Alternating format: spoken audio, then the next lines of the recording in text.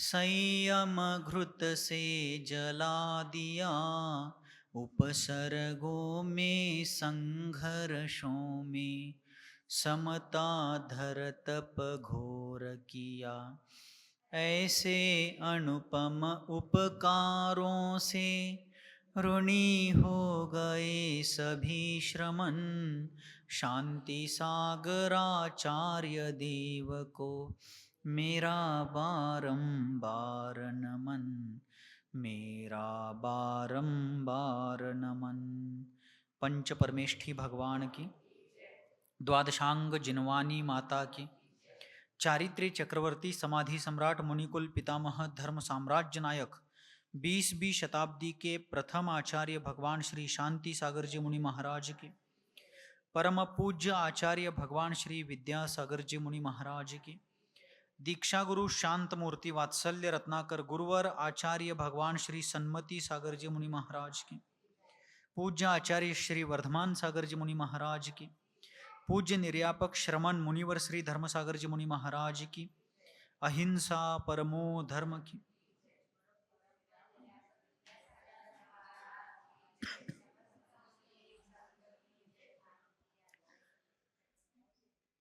बिना चूके बिना प्रमाद किए सूर्य जिस प्रकार रोज धरती को प्रकाशमान करता है, चंद्रमा रात्रि में भी मार्ग दिखाता है, उसी प्रकार सत्पुरुष महान लोग अपने पथ का क्रमण करते समय, मार्ग क्रमण करते समय औरों को भी मार्ग दिखाने का कार्य करते हैं।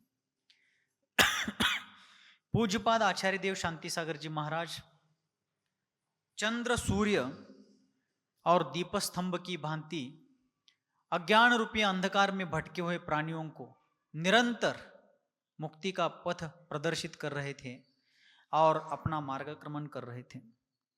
कल अपन देख रहे थे कि सोनागिरी में, सिद्ध क्षेत्र सोनागिरी पर आचार्य महाराज ने अपने संघस्थ ऐलक 4 शिष्यों को, ऐलक श्री चंद्रसागर जी महाराज, ऐलक श्री पाय सागर जी महाराज, ऐलक श्री पार्श्व कीर्ति जी महाराज और ऐलक श्री नमी सागर जी महाराज, इनको मुनि दीक्षा श्रामण्य प्रदान करके उन्होंने अपने संघ में वृद्धि करने के साथ साथ जिन शासन के प्रभावना में और कड़ियाँ जोड़ दी। और फिर सोनागिरी से विहार करते करते आचार्य महाराज ग्वालियर पहुंच गए। ग्वालियर का प्राचीन नाम जैन ग्रंथों में भी और अन्य संदर्भों में भी ग्वालियर का प्राचीन नाम गोपाचल के रूप में आता है।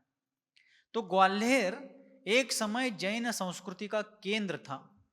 आज भी यदि ग्वालियर को जाते हैं तो वहाँ ग्वालियर के किले में अनेकों प्रतिमाएं, 45 से 50 फीट ऊंचाई की 10 से 15 प्रतिमाएं ग्वालियर के किले में, जिन भगवान की प्रतिमाएं आज भी दर्शनीय हैं। सुपार्श्वनाथ भगवान की 35 फुट ऊंची, कितनी 35 फुट ऊंचाई वाली पद्मासनस्थ प्रतिमा आज भी ग्वालियर के पहाड़ियों में खोदी गई है, उत्कीर्ण की गई है, ऐसा वह इतिहास। और ग्वालियर के वह पुरातन प्राचीन स्थापत्य कला को देख करके और जैन मंदिरों को और मूर्तियों को देख करके अनुमान ऐसा लगाने में कोई बाधा नहीं कि किसी समय ग्वालियर का राज परिवार, राजघराना जैन संस्कृति का परम भक्त रहा होगा। ऐसे ग्वालियर में आचार्य महाराज का अभूतपूर्व स्वागत हुआ, बहुत धर्म प्रभावना हुई और तदुपरांत आचार्य महाराज विहार करते करते मुरैना पहुंच गए। मुरैना में पंडित गोपालदास बरैया नाम के एक महान विद्वान हो गए। उनको न्याय वाचस्पति आदि अनेक उपाधियों से जैनेतर विद्वानों ने भी गौरवान्वित किया था, उनकी स्तुति की थी, उनकी प्रशंसा की थी, क्योंकि पंडित गोपालदास जी बरैया जी ने वहां पर एक जैन विद्यालय की स्थापना की थी और उस संस्कृत विद्यालय में, सिद्धांत विद्यालय में बड़े बड़े विद्वान, पंडित देवकीनंदी जी और भी अनेक प्रकार के, मानिक चंद कौंदेय जी, ऐसे बहुत बड़े बड़े विद्वान उस विद्यालय से बाहर पड़े थे। ऐसे मुरैना नगर में भी आचार्य महाराज के सन्निधि में बहुत धर्म प्रभावना हुई और फिर विहार करते करते पूज्यपाद आचार्य देव धौलपुर की ओर बढ़ गए और धौलपुर नगर में धर्म प्रभावना करने के उपरांत 6 फरवरी 1930 को, कब? 6 फरवरी 1930 को आचार्य महाराज का आगमन राजाखेड़ा में हो गया। कहां पर? धौलपुर रियासत में एक राजाखेड़ा नाम का गांव पड़ता है, और उस राजाखेड़ा गांव में 6 फरवरी 1930 को पूज्यपाद आचार्य शांति सागर जी महाराज का मंगल शुभागमन हो गया। जनता ने बहुत जोर शोर से उनका स्वागत सम्मान किया, आदरातिथ्य किया, और उसके उपरांत आहार दान वयावृत्ति आदि के द्वारा समाज ने बहुत धर्म लाभ पुण्य लाभ लिया। रोज महाराज आचार्य महाराज अपने संग सहित वहां पर प्रवचनों के द्वारा, स्वाध्याय के द्वारा अज्ञान रूपी अंधकार का हरण करने में, मिथ्यात्व रूपी मैल को धोने में निरंतर अपना योगदान दे रहे थे। 3 दिन आचार्य शांति सागर जी महाराज राजाखेड़ा में रहे, और 3 दिन होने के बाद उनके मन में भाव उत्पन्न हुआ कि अब यहां से आगे जाना चाहिए, विहार करना चाहिए। लेकिन तभी मुरैना, भिंड, ग्वालियर आसपास के और भी बहुत से गांवों के बड़े बड़े विद्वान पंडित वहां पर पहुंच गए, और वहां पहुंचने के बाद उन विद्वानों ने आचार्य शांति सागर जी महाराज को आग्रह किया कि आचार्य महाराज, हम बड़ी दूर से आपकी सन्निधि पाने के लिए, आपका उपदेश सुनने के लिए, और शास्त्रों के बारे में जो गूढ़ रहस्य है उनको समझने के लिए आपके चरणारविंद में आए हुए हैं, और आप तुरंत विहार करेंगे तो हमें धर्म लाभ नहीं हो पाएगा। कृपा करके कुछ सन्निधि, कुछ समय हम लोगों को प्रदान करें। तो अब लोगों की बहुत भावना देख करके, विद्वानों की याचना सुन करके, और स्थानीय समाज के आंतरिक करुण व्यथा को सुन करके आचार्य महाराज ने और थोड़ा रोकने का विचार बनाया। चौथा दिन भी इसी प्रकार तत्व चर्चा, प्रवचन, स्वाध्याय, आहारदान, वयावृत्ति और सत्संगति और विद्वानों की चर्चा में बीत गया। 5वां दिन आचार्य महाराज सुबह भक्ति, प्रतिक्रमण आदि से निवृत्त होकर के शुद्धि को गए, और उस दिन आहारचर्या योगायोग से जरा जल्दी हो गई थी। आचार्य महाराज रोज वृत्ति परिसंख्यान का व्रत लेकर के, विधि लेकर के आहार के लिए जाते थे। उस दिन योगायोग से उनको विधि भी जल्दी मिल गई, आहारचर्या जल्दी संपन्न हो गए, और सारा संघ तुरंत लौट गया था। मंदिर में सारा संघ, संत भवन में सारा संघ जल्दी लौट आया था। और जो संत भवन मंदिर के पास बना हुआ था, संत भवन के बाहर जो चबूतरा बना हुआ था, कट्टा, उस चबूतरे पर बैठ करके सारा संघ रोज दोपहर का सामायिक और अन्य समय में स्वाध्याय, चिंतन, मनन, जाप आदि करते थे। ठंड के दिन थे, और राजस्थान की ठंड गजब की ठंड है। राजस्थान की गर्मी भी और राजस्थान की सर्दी भी बहुत गजब है, अवर्णनीय। यदि मुझे वहां के मौसम के बारे में कोई पूछे तो मैं इतना ही कह सकता हूं कि राजस्थान की गर्मी और राजस्थान की सर्दी, सर्दी यानी ठंड, राजस्थान की गर्मी और सर्दी में वहां पर रहना कैसा है, तो मैं इतना ही कह सकता हूं कि किसी गृहस्थ के द्वारा किसी भी प्रकार के व्रत उपवास किए बिना, वहां मात्र रोज 1 टाइम 2 टाइम भोजन करके, वहां की सर्दी और गर्मी के विकल्प किए बिना मात्र नमोकार मंत्र की माला फेरना भी एक बड़ी तपस्या है। बाकी कोई तपस्या नहीं करना है, बस यहाँ ज्यादा धूप है और ज्यादा ठंड है ऐसा विकल्प करना नहीं, ऐसा किसी से कहना नहीं। 1 बार भोजन करो, 2 बार करो या 3 बार करो, लेकिन दिन में। और राजस्थान की उस गर्मी में और उस ठंड में बिना विकल्प किए, बाकी किसी बड़े व्रत उपवास किए बिना, रोज 1-2 बार भोजन करके, बिना विकल्प के, बिना आकुल व्याकुल हुए नमोकार मंत्र की माला फेरना भी बड़ी तपस्या है। ऐसा वहां का मौसम, बहुत प्रतिकूल मौसम। गर्मी में गर्मी 52-53 डिग्री तक जाती है। सब जगह नहीं जाती राजस्थान में, लेकिन विशिष्ट एरिया है ऐसा। और सर्दियों में हमने जब जयपुर चातुर्मास हमारा चल रहा था 2019 में, जयपुर चातुर्मास समाप्ति के बाद जब दिसंबर महीना आ गया, तब हम स्वयं -1 डिग्री टेम्परेचर में रहे हैं। अब बताओ, तो जयपुर में -1 डिग्री टेम्परेचर हो सकता है, तो चूरू, धौलपुर और उधर जैसलमेर तरफ वगैरह तो और भी नीचे जाता है पारा। तो ऐसे मौसम में फरवरी महीने में वहां सारा संघ आचार्य महाराज का बाहर दोपहर का सामायिक करते थे संत भवन के बाहर। तो उस दिन 10 फरवरी के दिन, कौन से फरवरी के दिन?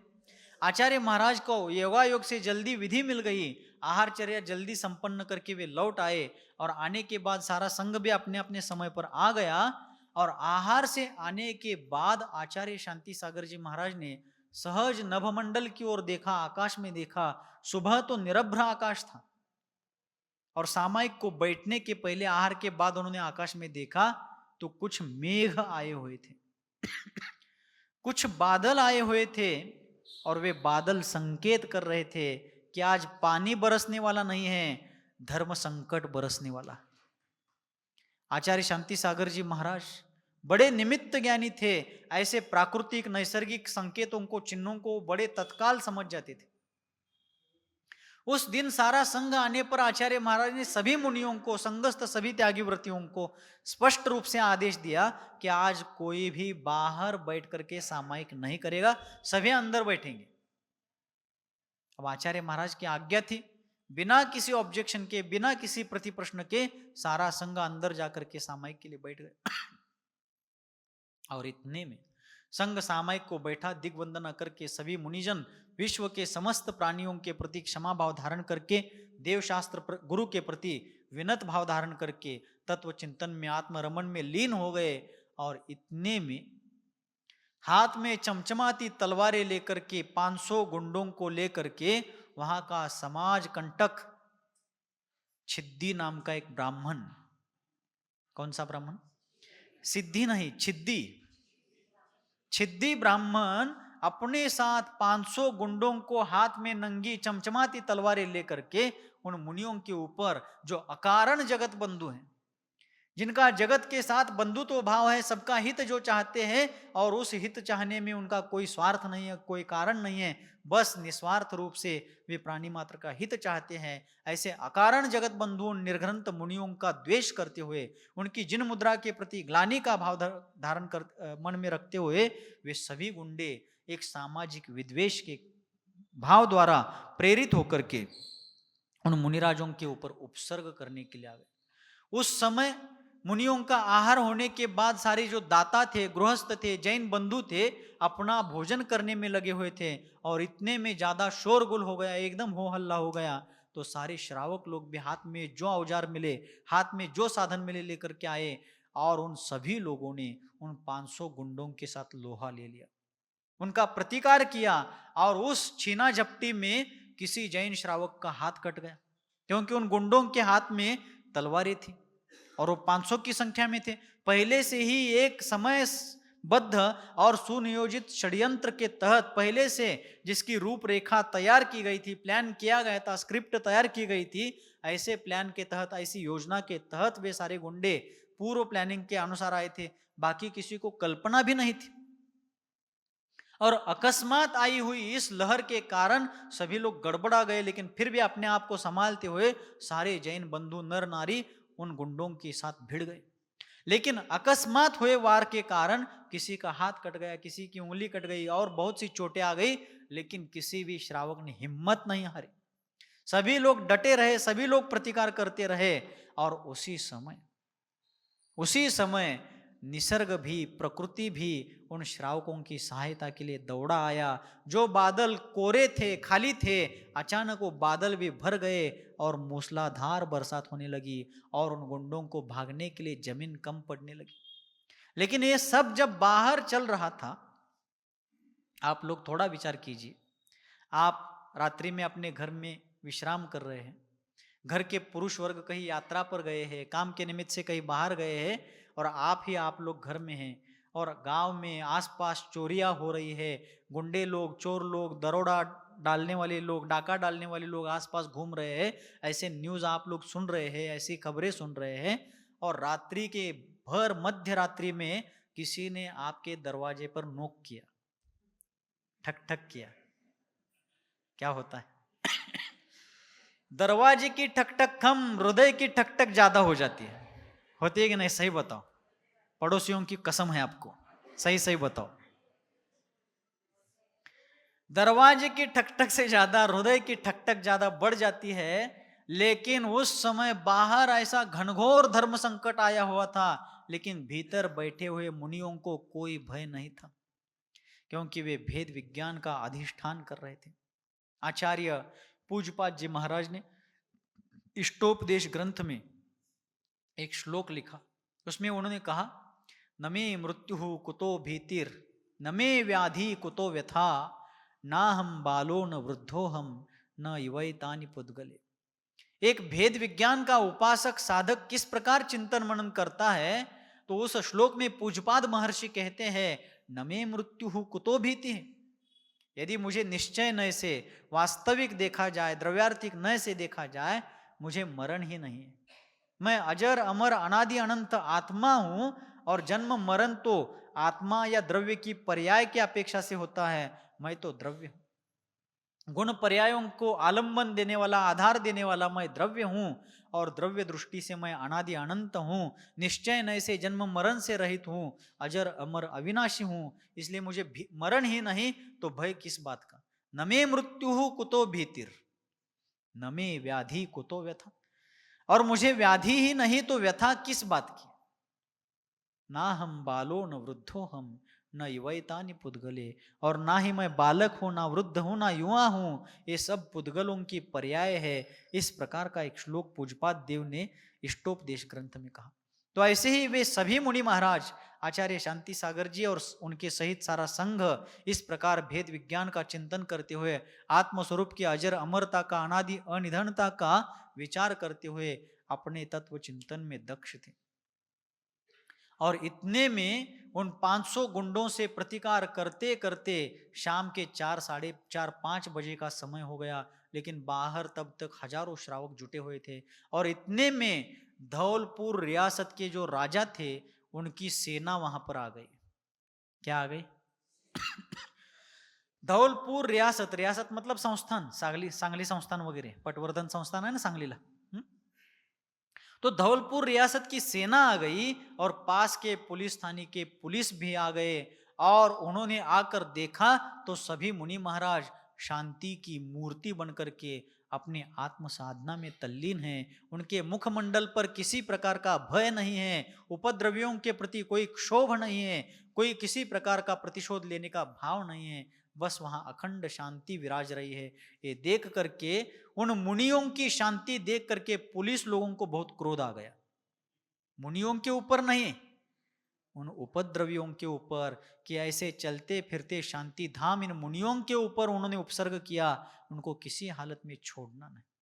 और पुलिस उन गुंडों का पीछा करने के लिए पड़ गई, दौड़ गई, और कुछ ही देर में उन्होंने छिद्दी ब्राह्मण सहित बहुत से गुंडों को पकड़ लिया। इतने में शाम हो गई, रात हो गई।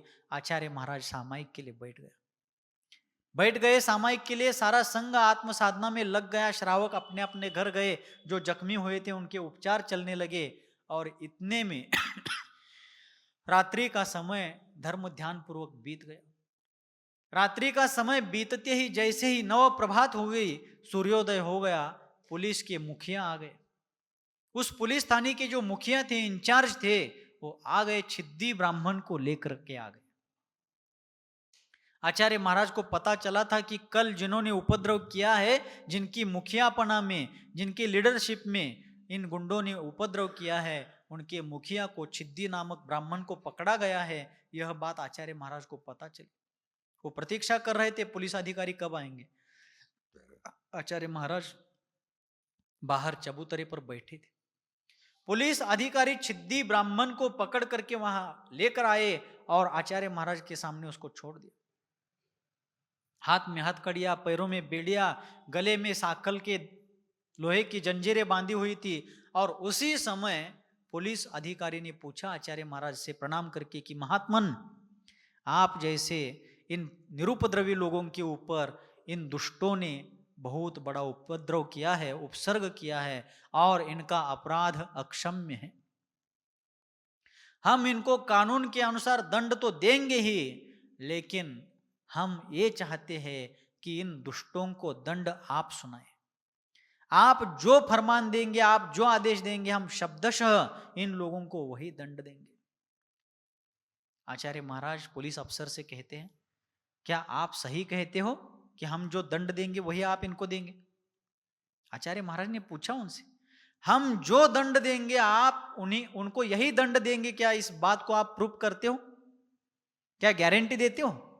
पुलिस ऑफिसर कहने लगे, अधिकारी कहने लगे, महाराज विश्वास करिए, हम अन्यत्र कहीं भी गलत बोल सकते हैं, झूठ बोल सकते हैं, लेकिन आपके सामने हम झूठ बोल करके जाएंगे कहाँ? पुलिस ऑफिसर बहुत भद्र परिणामी था, साधु संतों के प्रति श्रद्धालु था, तो उन्होंने कहा आप जो कहेंगे हम विश्वास देते हैं कि हम वही दंड करेंगे। तब आचार्य शांति सागर जी महाराज कहते हैं कि हम जो दंड देते हैं वही आप इनको देंगे, इसकी आपने गारंटी दी है, तो हम इनको दंड देना चाहते हैं कि हम इनको क्षमा करते हैं, आप इनको बाइज्जत छोड़ दीजिए, हमारी इनके प्रति कोई तकरार नहीं। पुलिस ऑफिसर आश्चर्यचकित हो गए। ऑफिसर कल्पना कर रहे थे कि कोई दूसरा ही दंड देंगे, जो हम देते हैं उससे भी कोई कड़ी सजा देने के लिए, कठोर सजा देने के लिए मुनि महाराज कहेंगे, ऐसी कल्पना करके वे सोच रहे थे। लेकिन आचार्य महाराज ने कहा कि हमने इनको क्षमा कर दी है, आप इनको बाइज्जत छोड़ दीजिए। ऑफिसर आश्चर्यचकित हो, विस्मित हो गए। तब आचार्य महाराज कहने लगे, ऑफिसर आप इनको छोड़ दीजिए। तो वे विनती करने लगे, महाराज ऐसे ही उपद्रवियों के कारण समाज परेशान हो जाता है, पुलिस बदनाम हो जाती है, और आज इनको छोड़ेंगे तो इनकी हरकतें और बढ़ जाएंगे, संतों के प्रति और उपद्रव करने लगेंगे, इसलिए हम इनको नहीं छोड़ेंगे, कृपा करके आप हमें क्षमा करें। तो आचार्य महाराज कहने लगे, देखिए आपने पहले ही कहा था कि जो दंड हम फरमाएंगे आप गारंटी ले रहे हो कि हम वही दंड देंगे, ऐसा आपने कहा था, और अभी तो आप मुकर गए, अपने शब्द से आप विमुख हो गए। बोले पुलिस ऑफिसर, नहीं महाराज ऐसा नहीं किया जा सकता। तब आचार्य महाराज कहते हैं कि देखो अपराध हर किसी से हो सकता है। सुन रहे हैं आप लोग?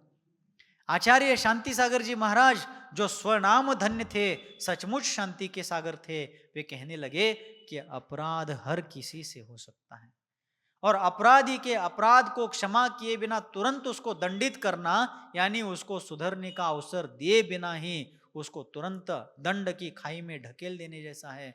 इनको कम से कम सुधरने का एक अवसर दीजिए, इनमें भी अच्छा इंसान बनने की योग्यता है, ये भी अच्छा बन सकते हैं, सज्जन बन सकते हैं, हमने तो क्षमा कर दिया है, आप भी इनको क्षमा कीजिए। वे अफसर फिर से निवेदन करने लगे, महाराज ऐसा कानून के अनुसार नहीं हो सकता, कृपया आप ऐसा आदेश मत दीजिए, हमें इनको दंड तो देना ही होगा। तब आचार्य महाराज कहने लगे, ठीक आप अपना काम कीजिए, आपको जो दंड इनको देना है दीजिए, लेकिन इनको जब तक छोड़ा नहीं जाएगा तब तक मैं अन्न का त्याग करता हूं। क्या कहा उन्होंने? जब तक इनको छोड़ा नहीं जाएगा, बाइज्जत बरी नहीं किया जाएगा, तब तक मैं अन्न का त्याग करता हूं, यह मेरा आज संकल्प है, यह मेरी प्रतिज्ञा है। तब सभी का नाइलाज हो गया। आचार्य महाराज की मानवता, करुणा केंद्रित उनका हृदय, इन सभी को देख करके सारे लोग, पुलिस ऑफिसर और पुलिस दल, और इतना ही नहीं, जो कल तलवार लेकर के वार करने के लिए आया था वह व्यक्ति भी भीतर से गलित गात्र हो गया था, द्रवीभूत हो गया था, उसका अंतःकरण रो रहा था कि जो मेरे उपद्रव को देख करके भी मुझे क्षमा करने के लिए, मुझे छुड़वाने के लिए स्वयं अन्न त्याग कर रहे हैं, ऐसे तपोमूर्ति के ऊपर मैंने दुष्ट भाव से उपद्रव किया, इसका दुख मैं कौन से नरक में भोगूंगा, ये सोच करके वो छिद्दी ब्राह्मण भी भीतर से भीतर दुखी हो रहा था। अब आचार्य महाराज का यह संकल्प सुनकर के पुलिस ऑफिसर भी गदगद हो गए, उनकी क्षमा भावना के सामने नतमस्तक हो गए, और आचार्य महाराज के चरणों को पकड़ करके उनकी आज्ञा को शिरोधार्य मान लिया, और उन्होंने उन्हीं के सामने उनके हाथ पैर की हथकड़ियां बेड़ियां छोड़ करके उनको बाइज्जत बरी किया। लेकिन इतनी बात पर यह घटना समाप्त नहीं होती। जिस प्रकार भगवान पार्श्वनाथ स्वामी पर मरुभूति और कमठ के पर्याय से कमठ का जीव पार्श्वनाथ के पर्याय तक उपद्रव करता रहा, और हर भव में, हर पर्याय में, प्रत्येक जीवन में मरुभूति का जीव पार्श्वनाथ के पर्याय में आने तक कमठ के जीव को क्षमा करता रहा, उसी प्रकार आचार्य शांति सागर जी महाराज हर बार उनके ऊपर उपद्रव करने वालों को क्षमा करने के साथ साथ उनको दंड देने से भी छुड़वाते रहे। कमठ हर समय हर भव में उनके ऊपर उपद्रव करता रहा और स्वयं पतित होता रहा, लेकिन पार्श्वनाथ भगवान प्रत्येक भव में, प्रत्येक जीवन में कमठ के जीवन को क्षमा करने के साथ और भी उन्नत और विशुद्ध होते गए। इसी प्रकार आचार्य शांति सागर जी महाराज भी उपद्रवियों को, उपसर्गकर्ताओं को क्षमा करने के साथ साथ और उन्नत और विशुद्ध होते गए। आज भी अपन पार्श्वनाथ भगवान के जैसे ही क्षमा मूर्ति के रूप में आचार्य शांति सागर जी महाराज को स्मरण करते हैं। तो उनकी क्षमा देख करके, उस अपराधी को छुड़वाने का प्रसंग देख करके स्वयं अपराधी अत्यंत द्रवीभूत हो गया और सामने आकर के आचार्य महाराज के चरणों को पकड़ करके फूट फूट कर रोने लगा, अपने अपराध की क्षमा याचना करने लगा, अपने अपराधों के प्रति वहां पर ग्लानि व्यक्त करने लगा, अपने आप को कोसने लगा, अपने आप के प्रति बहुत धिक्कार करने लगा। तब आचार्य महाराज ने उस उपद्रवी को भी संबोधित किया और सज्जनता पूर्ण जीवन जीने की उसको प्रेरणा दे करके उसको जाने की प्रेरणा दी। आचार्य शांति सागर जी महाराज एक असाधारण व्यक्तित्व हुए। अपने पास पड़ोस का कोई व्यक्ति अपनी इच्छा के विरुद्ध, मन मर्जी के विरुद्ध कार्य करता है तो हम जीवन भर वो बातें याद रखते हैं, क्या नहीं करते? नहीं रखते। पड़ोस का घर वाला कोई अपना आंगन साफ सफाई करते हुए उसके आंगन का कोई कचरा थोड़ा सा भी तिनका हमारे आंगन में आकर गिरता है, हम जीवन भर उसको सुनाते हैं कि तुमने ऐसा किया, वैसा किया, ये किया, वो किया। आचार्य शांति सागर जी महाराज के पड़ोस में आया हुआ छिद्दी ब्राह्मण कचरा ही उनके ऊपर नहीं डाल रहा था, उनका सिरच्छेद करने की भावना से आया था, उनके प्राण पखेरु हरने की भावना से आया था, लेकिन आचार्य महाराज ने उसको प्राण दंड से बचाया, बड़े दंड से बचाया और क्षमा करके छोड़ दिया। लेकिन उस दिन आकाश में आए हुए बादल को देख करके आचार्य महाराज ने अनुमान लगाया था। और चारित्र चक्रवर्ती ग्रंथ में तो यहां तक उल्लेख किया गया है कि आचार्य महाराज ने जब अपनी इच्छा के अनुसार विहार किया था तब तो वे निर्विघ्न रूप से जहां कहां भी गए थे, लेकिन जब लोक भावना को सुन करके, लोगों के आग्रह के कारण एकाध दूसरा दिन भी वे जहां कहीं रुके, उस समय कोई ना कोई प्रतिकूल प्रसंग उनके ऊपर आया ही था। तो उसमें लेखक ये लिखते हैं कि जब जब उन्होंने अपने आत्मा की बात सुनी, अपने अंतःकरण की बात सुनी, उनको कोई संकट नहीं आया, लेकिन जब भी वे किसी इसी प्रकार के कारण से रुक गए तब तब बहुत प्रसंगों में उनके ऊपर उपद्रव हुए या संकट आए या समस्याएं निर्माण हुई। लेकिन ऐसी समस्याओं में से उनका व्यक्तित्व बिखरने के बजाय निखरता गया। लेकिन ये घटनाएं घटने के पहले उनका ज्ञान इतना विशुद्ध था, उनकी ज्ञान धारा इतनी सक्षम थी कि आगे होने वाली घटना का कोई ना कोई संकेत उनका अंतःकरण उनको देता था। आज ये राजाखेड़ा का प्रसंग जब 10 फरवरी 1930 को घटित हुआ, उसी दिन उनको सुबह आकाश में मेघ पटल देख करके पहले ही भान हुआ था। तभी उन्होंने संघ को क्या कहा, आज कोई भी बाहर बैठ करके सामायिक नहीं करेंगे, सभी अंदर बैठ के करेंगे। देखिए, अपन ने आचार्य महाराज का आचार्य पदारोहण जब हुआ 7 अक्टूबर 1924 के दिन, वह प्रसंग जब इस गौरव गाथा में देख रहे थे, उस प्रसंग पर अपन ने आचार्यों के 36 मूल गुणों के अतिरिक्त 8 विशेष गुणों की चर्चा की थी। उसमें एक गुण कौन सा था? प्रकर्ता। कौन सा गुण था? प्रकर्ता। जो किसी भी संकट, धर्म संकट में अपने साथ साथ अपने संघ की, चतुर्विध संघ की रक्षा करते हैं, वे प्रकर्ता गुणधारक आचार्य परमेष्टि होते हैं। तो आचार्य महाराज ने इस प्रसंग में अपने संपूर्ण संघ की रक्षा करी। इतना ही नहीं, ऐसे कितने ही प्रसंग है, कितनी ही घटनाएं हैं कि उनको उन घटनाओं के पूर्व संकेत मिलते रहे। सन 1948 में ऐसे ही आचार्य महाराज ने जनवरी महीने में पंडित सुमेरुचंद दिवाकर जी से ऐसे ही वार्तालाप में कहा था कि लगता है कि देश में कोई अनिष्ट होने वाला है। सुन रहे हैं आप लोग? क्या कहा था? देश में कोई अनिष्ट प्रसंग आने वाला है, कुछ अनिष्ट घटना घटने वाली है, ऐसा आचार्य महाराज ने कहा। और उसके 2-3 दिन बाद ही नाथूराम गोडसे ने राष्ट्रपिता महात्मा गांधी की हत्या कर डाली थी। घटना घटने के 2-3 दिन पहले आचार्य महाराज ने सहज भाव से कहा था, मुझे ऐसा एहसास होता है, मुझे ऐसा लग रहा है कि देश में कोई बहुत प्रतिकूल प्रसंग आने वाला है। और तभी 30 जनवरी 1948 को नाथूराम गोडसे ने बापू को, महात्मा गांधी जी को, राष्ट्रपिता को गोलियां दाग दी, उनकी हत्या कर दी। ऐसे ही आचार्य महाराज ने एक बार सुमेरुचंद दिवाकर जी से वार्तालाप में कहा था कि हैदराबाद संस्थान में रजाकारों का उपद्रव और निर्मम प्रवृत्ति बहुत बढ़ गई है, अमानवीय कृत्य उनके बहुत बढ़ गए हैं, ऐसा कहा था। अब इनका अंत निकट आया है ऐसा लगता है। क्या कहा उन्होंने? इनका अंत निकट आया है ऐसा मुझे लगता है, ऐसा ही उन्होंने कहा। और आगे जाकर के कुछ ही दिनों में लोह पुरुष, आयरन मैन सरदार वल्लभ भाई पटेल जी के नेतृत्व में तत्कालीन भारत के गृह मंत्री, केंद्रीय गृह मंत्री के द्वारा हैदराबाद स्टेट को, हैदराबाद रियासत को अपनी सेना के दम पर भारत गणराज्य भारत में उसको मिला लिया गया। क्योंकि हैदराबाद के जो निजाम थे वो अपना हैदराबाद संस्थान पाकिस्तान को देना चाहते थे। भारत में तो रह रहे थे, लेकिन वो अपने हैदराबाद संस्थान को, हैदराबाद रियासत को पाकिस्तान में मिलाना चाहते थे। भोपाल के नवाब भी भोपाल की रियासत को पाकिस्तान में मिलाना चाहते थे। और कश्मीर के राजा हरि सिंह भी द्विधा मन स्थिति में थे कि भारत के साथ रहे या पाकिस्तान में जाए या स्वतंत्र ही रहे। तब सरदार वल्लभ भाई पटेल ने अपनी सेना के दम पर और अपने दृढ़ मनोबल पर इन तीनों रियासतों को भारतीय गणराज्य में सम्मिलित कर लिया। लेकिन जब हैदराबाद स्टेट को भारतीय सेना के दम पर सरदार वल्लभ भाई पटेल ने भारतीय गणराज्य में सम्मिलित किया, उसके पहले ही आचार्य महाराज ने कहा था कि इन रजाकारों का अंत निकट आया है ऐसा मुझे लगता है।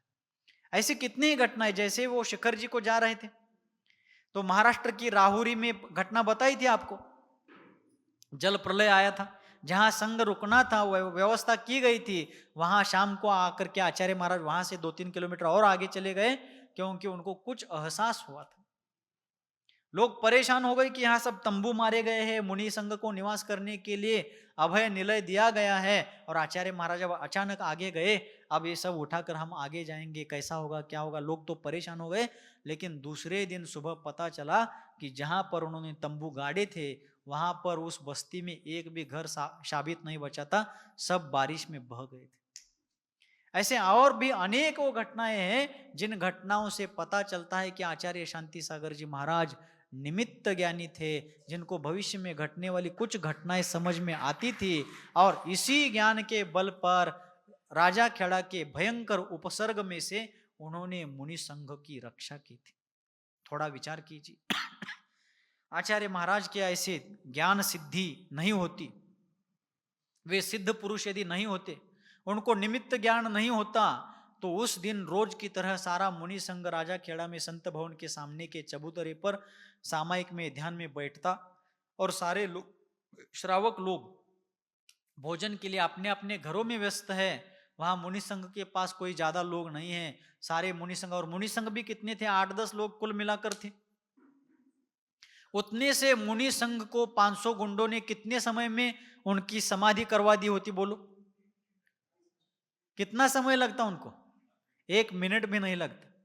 लेकिन यह आचार्य शांति सागर जी महाराज के दिव्य ज्ञान, निमित्त ज्ञान का ही प्रभाव था। उन्होंने प्राकृतिक संकेतों को समझ करके, नैसर्गिक संकेतों को जान करके सारे संघ को कहा कि आज सभी लोग भीतर बैठकर सामायिक करेंगे।